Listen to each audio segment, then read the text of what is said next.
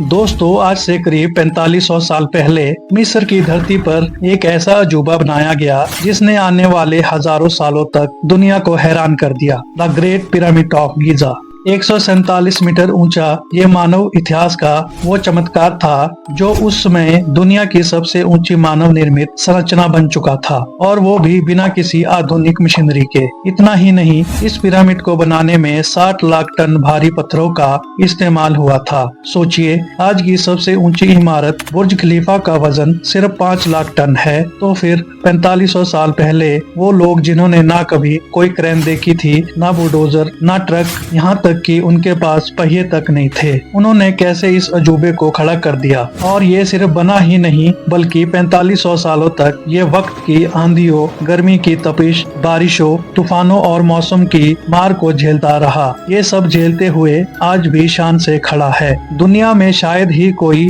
और ऐसी प्राचीन इमारत है जो इतनी पुरानी होने के बावजूद आज भी जिंदा हो, और वो भी इस कदर भव्यता के साथ। तो सवाल उठता है, आखिर कैसे उन लोगों ने बिना किसी आधुनिक टेक्नोलॉजी के एक ऐसा चमत्कार रच डाला जिसे आज तक कोई पूरी तरह समझ नहीं पाया। दोस्तों, मैं हूं हैरी और स्वागत है आपका द हेयर सेट के एक और दासू एपिसोड में। चलिए शुरू करते हैं। इतिहास में दोस्तों, जितना हम पीछे जाते हैं उतना ही मुश्किल होता जाता है यह तय कर पाना कि सच में क्या हुआ था, कैसे हुआ था और कब हुआ था। लेकिन हिस्टोरियंस और आर्कियोलॉजिस्ट के मुताबिक माना जाता है कि ग्रेट पिरामिड ऑफ गीजा का निर्माण 2560 BCE के आसपास फेरो खुफू के शासनकाल में हुआ था। फेरो प्राचीन मिस्र के शासकों के लिए इस्तेमाल होने वाला शब्द है, और खुफू, जिसे ग्रीक में चेओपस भी कहा जाता है, ओल्ड किंगडम के 4th डायनेस्टी के दूसरे राजा माने जाते हैं। खुफू के बारे में हमारी जानकारी काफी सीमित है। उसके शासनकाल की अवधि पर भी इतिहासकारों में मतभेद है। कोई कहता है 23 साल, कोई 34 साल, तो कुछ अनुमान लगाते हैं कि उन्होंने 60 साल से भी ज्यादा राज किया होगा। अब अगर आप the great pyramid of Giza की लोकेशन देखें तो यह नाइल नदी के वेस्ट बैंक पर स्थित है, और यह अकेला पिरामिड नहीं है, बल्कि गीजा का ये पूरा प्लेटफॉर्म 3 प्रमुख पिरामिडों का घर है। इसमें सबसे ऊंचा है पिरामिड ऑफ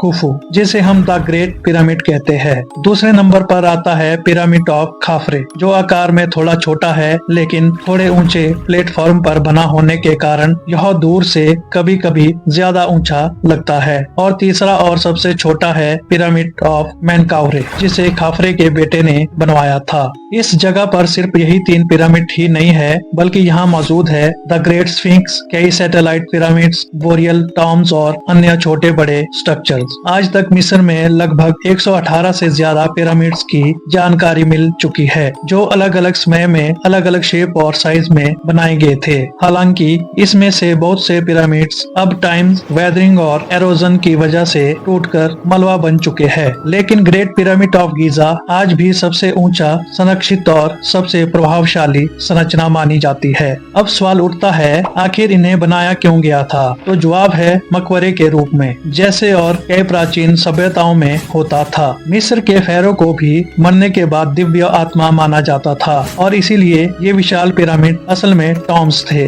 यानी राजाओं की समाधियां। उनके शवों को उनके खजानों और कीमती सामानों के साथ पिरामिड के भीतर गहराई में विशेष चैम्बर में दफनाया जाता था। दोस्तों, प्राचीन मिस्र वासियों का मानना था कि मौत अंत नहीं होती। उनका विश्वास था कि मरने के बाद आत्मा अंडरवर्ल्ड की एक लंबी यात्रा पर निकलती है, जहां देवता उसका न्याय करते हैं, और अगर आत्मा ने जीवन में अच्छे कर्म किए हो तो उसे एक अमर जीवन यानी आफ्टर लाइफ की प्राप्ति होती है। इसीलिए ये लोग आफ्टर लाइफ की तैयारी जीते जी ही शुरू कर देते थे। फेरो जब जीवित होते थे तभी अपने लिए विशाल टॉम्स यानी समाधियां बनवाना शुरू कर देते थे, जिन्हें हम आज पिरामिड कहते हैं। इन टॉम्स में वे खजाना, सोने चांदी की ज्वेलरी, कपड़े, फर्नीचर, खाद्य सामग्री और कई जरूरी चीजें रखवाते थे, ताकि मरने के बाद आफ्टर लाइफ में उनका इस्तेमाल किया जा सके। उनकी मम्मीफाइड बॉडीज को फिर लकड़ी या पत्थरों के कॉफिन में रखकर पिरामिड के भीतर गहराई में दफना दिया जाता था। अब सवाल उठता है, हमें ये सब कैसे पता चला? क्या किसी ने देखा था? इसके पीछे 2 प्रमुख कारण है जिससे ये जानकारी मिली। पहला, अन्य पुराने पिरामिड्स और टॉम्स में हमें दीवारों पर लिखे गए हायरोग्लिफिक्स, स्ट्रक्चर्स, चित्र और कॉफिन्स पर खुदे हुए लेख मिले हैं, जिनमें बताया गया है कि उस समय लोग आफ्टर लाइफ और ममी फिक्शन को लेकर क्या मानते थे। और दूसरा, अधिकतर जो ऐतिहासिक पिरामिड मिस्र और सूडान के देशों में मिले हैं वे सभी टॉम्स के तौर पर ही इस्तेमाल किए गए हैं। लेकिन जब बात आती है ग्रेट पिरामिड ऑफ गीजा की तो वहाँ से हमें स्पष्ट और ठोस सबूत नहीं मिले। जब आर्कियोलॉजिस्ट इसके अंदर पहुँचे तो उन्हें सिर्फ 3 प्राचीन रिलिक्स और एक खाली ग्रेनाइट कॉफिन मिला। ऐसा माना जाता है कि यह ताबूत फेरो खुफू का था। अब सवाल ये है कि बाकी सब कुछ कहाँ गया? खजाना, सोना, अन्य वस्तुएं। इतिहासकार मानते हैं कि हजारों सालों में लुटेरों ने सब कुछ चुरा लिया होगा, लेकिन कुछ लोग इससे सहमत नहीं है। वे कहते हैं सच कुछ और है, और यहीं से शुरू होती है अल्टरनेटिव थ्योरीज, जो अक्सर बहुत ही अजीबोगरीब लेकिन दिलचस्प होती है। इनमें से एक पॉपुलर थ्योरी कहती है कि ग्रेट पिरामिड एक टॉम नहीं बल्कि पावर प्लांट था। जी हाँ, एक एनर्जी जनरेटिंग स्टेशन। इनका कहना है कि प्राचीन मिस्रवासी टेक्नोलॉजी में बेहद एडवांस थे और वे बिजली उत्पन्न करना जानते थे।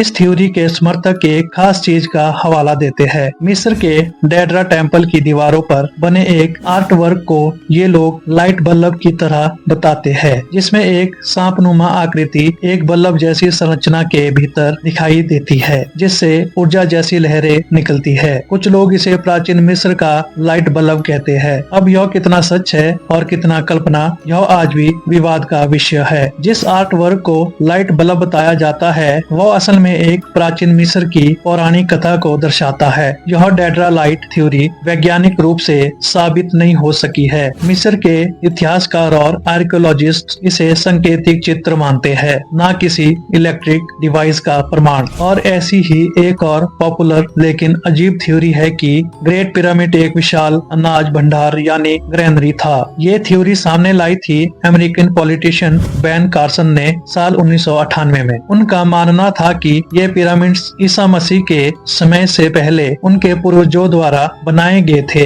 ताकि अनाज स्टोर किया जा सके। उन्होंने इसे अपनी पर्सनल थ्योरी बताया, लेकिन ऐतिहासिक और वैज्ञानिक दृष्टि से इसका कोई सबूत नहीं है। यहाँ पर एक और बात भी समझ सकते हैं कि कई बार राजनीतिक और धार्मिक एजेंडा को समर्थन देने के लिए भी ऐसी थ्योरीज फैलाई जाती है, और यही कारण है कि कॉन्स्पिरेसी थ्योरीज को अक्सर इतिहास से ज्यादा राजनीति या पॉपुलैरिटी से जोड़ा जाता है। लेकिन अंत में ऐतिहासिक और वैज्ञानिक समुदाय इस बात पर लगभग एक मत है कि ग्रेट पिरामिड ऑफ गीजा को एक मकबरे यानी टॉम्स के तौर पर ही बताया गया था। लेकिन दोस्तों, सबसे बड़ा सवाल कि इन पिरामिड्स को आखिर बनाया कैसे गया? असल मायनों में देखें तो ये सवाल आज भी सबसे रहस्यमयी और पेचीदा सवालों में से एक है। सोचिए, 4000 साल पहले बिना मशीनरी के 137 मीटर ऊंचा स्ट्रक्चर, जिसमें इस्तेमाल हुए हैं सैकड़ों टन के वजनी पत्थर, कुछ का वजन 2.5 टन से लेकर 80 टन तक। इन पत्थरों को इस तरह बिल्कुल स्टेक काटा गया है मानो लेजर कटिंग की गई हो, जबकि उसमें ना टूल्स थे ना पहिए। तो सवाल उठता है ये सब कैसे किया गया होगा? और बताया जाता है कि ये सब सिर्फ 20 सालों के अंदर कर दिखाया गया। अब इससे पहले कि हम इन थ्योरीज की बात करें कि कैसे हुआ होगा ये कमाल, आइए पहले एक बड़ी गलतफहमी को साफ करें जो फिल्मों और कहानियों में फैलाई गई है। हमें अक्सर दिखाया जाता है कि इन पिरामिड्स को गुलामों ने बनाया था, जिन्हें मजबूरी में काम पर लगाया गया, जिन्हें मार पीट कर पिरामिड खड़ा करवाया गया। ये आइडिया सबसे पहले दिया था 5वीं सदी ईसा पूर्व के ग्रीक इतिहासकार हेरोडोटस ने, और उसी से शुरू हुई ये धारणा। लेकिन आज आधुनिक आर्कियोलॉजिस्ट और साइंटिफिक स्टडीज बताती है कि यह सच नहीं है। असल में जो लोग इन पिरामिड्स पर काम कर रहे थे वो हाईली स्किल्ड लेबर्स थे। उन्हें ना तो भूखा रखा गया ना ही मारा पीटा गया, बल्कि उन्हें इतना अच्छा खाना मिलता था कि उसमें के आम मिस्र नागरिकों की तुलना में वो ज्यादा तंदुरुस्त और ताकतवर थे। इन लेबर्स के लिए special residential colonies construction site के पास ही बनाई गई थी। इतना ही नहीं, जब खेतों में खेती का सीजन नहीं होता था तो किसान भी अक्सर इस निर्माण कार्यों में मदद करते थे। यानी ये पूरे राष्ट्र का एकजुट प्रयास था, जिसमें हर वर्ग हर समुदाय ने हिस्सा लिया अपने राजा और सभ्यता के सम्मान में। अनुमान लगाया जाता है कि 20 से 30 हजार वर्कर्स हर दिन 10-10 घंटे काम करते थे, और तब जाकर खड़ा हुआ इतिहास का सबसे शानदार अजूबा the great pyramids of Giza. अब अगर बात करें इस अजूबे को बनाने में इस्तेमाल हुए मटेरियल्स की तो आंकड़े खुद चौंकाने वाले हैं। करीब 5.5 million ton limestone, 8,000 ton granite और लगभग 5 लाख टन मोर्टार यानी गारा इस्तेमाल किया गया। ये पत्थर ज्यादातर आसपास के इलाकों से लिए गए थे, लेकिन कुछ ग्रेनाइट ब्लॉक्स तो सर्दर्न इजिप्ट से लाए गए थे, जो कि पिरामिड साइट से 800 किलोमीटर दूर है। अब सोचिए इतने भारी पत्थरों को उस दौर में काटा कैसे जाता था। दोस्तों, उस समय का सबसे कॉमन मेटल था कॉपर, तो जो टूल बनाए जाते थे वो भी कॉपर के होते थे। लेकिन जब बात आती थी कठिन ग्रेनाइट पत्थरों की तो काम आता था डेलोराइट, एक बहुत ही खतरनाक पत्थर जिससे वो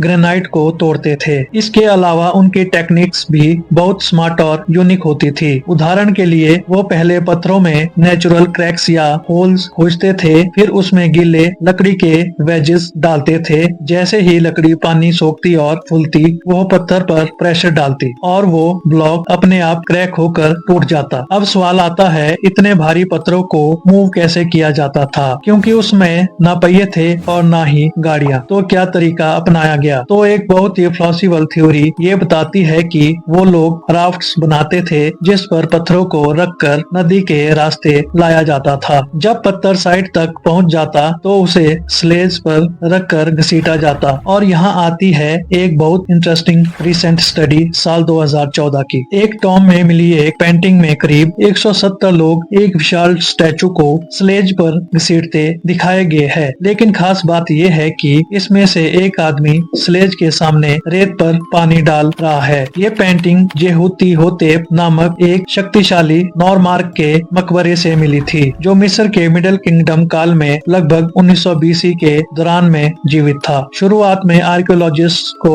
लगा कि ये कोई धार्मिक रस्म होगी, लेकिन फिर फिजिस्टियस डेनियल बॉर्न और उनकी टीम ने इसे टेस्ट किया और जो नतीजा निकला वो आज हमारी समझ को बदल चुका है। अगर रेत में 2 से 5% पानी मौजूद हो तो वो रेत ना तो ज्यादा सूखी होती है ना बहुत गीली। ऐसे में घर्षण बहुत कम होता है और भारी से भारी चीज को भी घसीटना बहुत आसान हो जाता है। यानी विज्ञान, अनुभव और यूनिटी, यही थे वो फैक्टर जिनकी वजह से बना दुनिया का सबसे रहस्यमय structure the great pyramid of Giza. अब आप सोच रहे होंगे कि आखिर इतना भारी वजन ऊपर तक उठाया कैसे गया, वो भी बिना किसी मशीन के इस्तेमाल के। अब जाहिर है उस समय पर कोई क्रेन, कोई व्हीकल वाली मशीन नहीं थी। हाँ, व्हीकल उस दौर में जरूर मौजूद थे, लेकिन उन्हें सिर्फ पॉटरी यानी बर्तन बनाने के लिए इस्तेमाल किया जाता था, न कि भारी पत्थर ढोने के लिए। यहाँ पर एक बेहतरीन, अनोखा और इंजीनियरिंग से भरा हुआ सिस्टम रैम्प्स का आता है। साल 2015 में एक ब्रिटिश और फ्रेंच आर्कियोलॉजिस्ट की टीम ने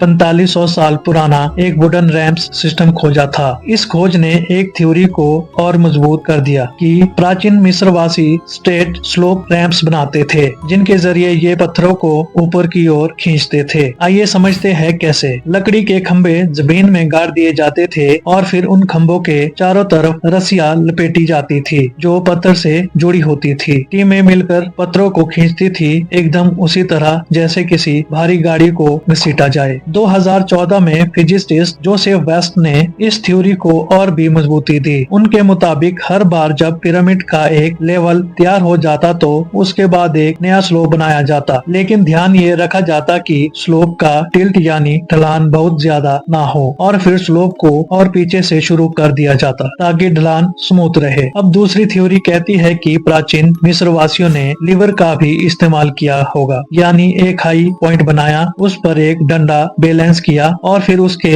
एक सिरे पर वजन डालकर पत्थर को दूसरे सिरे से ऊपर की तरफ उठाया गया। ये थ्योरी शेडो नाम की एक प्राचीन मिस्र की सिंचाई मशीन पर आधारित है, जिसका इस्तेमाल नाइल नदी से पानी खींचने में होता था। दोस्तों, सुनने में ये दोनों थ्योरीज बहुत शानदार लगती है, लेकिन यहाँ एक दिक्कत है टाइम लिमिट की। हमें पता है कि ग्रेट पिरामिड सिर्फ 20 साल में बनकर तैयार हुआ था। अगर हर रोज 365 दिन काम हो रहा हो तो हर 3 मिनट में एक पत्थर प्लेस किया गया होगा। अब सोचिए 20,000 लोग दिन रात ये काम करते रहे, क्या ये हकीकत में मुमकिन है? यही वजह है कि आज भी ये पूरी कंस्ट्रक्शन प्रोसेस एक रहस्य बनी हुई है। हाँ, हम ये जरूर जानते हैं कि शुरुआती कुछ लेयर्स बिना किसी मोर्टार यानी गारे के प्लेस की गई थी, लेकिन ऊपर की लेयर्स में मोर्टार्स का इस्तेमाल हुआ था और यही वजह है कि हजारों सालों और कई बड़े भूकंपों के बावजूद ग्रेट पिरामिड आज भी खड़ा है। अब ये मोर्टार भी एक रहस्य है। साइंटिस्ट को इसकी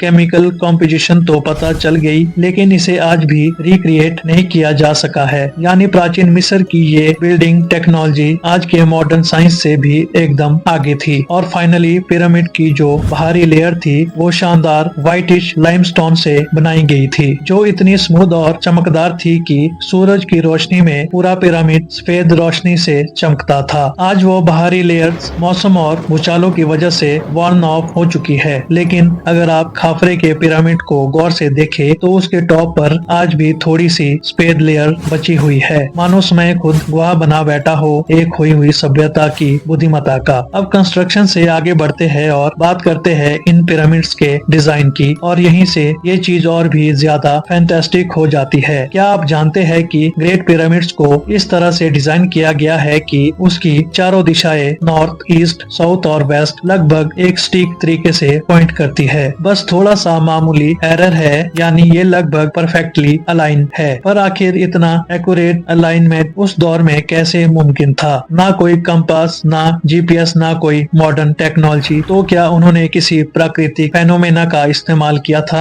एक पॉपुलर थ्योरी है ऑटम इक्विनॉक्स की। साल में वो दिन जब दिन और रात बराबर होते हैं, उस दिन सूरज की रोशनी जमीन पर बिल्कुल स्ट्रेट लाइट में शेडो बनाती है ईस्ट से वेस्ट की तरफ। माना जाता है कि प्राचीन इजिप्शियन इस शेडो का इस्तेमाल करके डायरेक्शन को ट्रैक करते थे, और जो एरर इस अलाइनमेंट में आता है वही एरर इक्विनॉक्स शेडो में भी देखा जाता है। दूसरी थ्योरी कहती है कि उन्होंने आसमान में तारों की मदद से ये पोजीशनिंग की थी। 1989 में रॉबर्ट बोवेल ने ओरियन कोरिलेशन थ्योरी दी, जिसमें कहा गया कि गीजा के 3 पिरामिड्स ओरियन बेल्ट के 3 स्टार्स के अनुसार अलाइड है। उनका मानना था कि ये इंटेंशनल डिजाइन था, क्योंकि इजिप्शियन खगोल शास्त्र को समझते थे और सितारों की पोजीशन पर खेती बाड़ी तक तय करते थे। हालांकि इस थ्योरी की काफी आलोचना भी हुई। कुछ इतिहासकारों का कहना है कि ये पिरामिड एक साथ प्लान नहीं किए गए थे, और जब 1999 में स्टार्स की पोजीशन के साथ कंपेयर किया गया तो परफेक्ट मैच नहीं मिला। साथ ही पिछले हजारों सालों में स्टार्स की पोजीशन में हल्का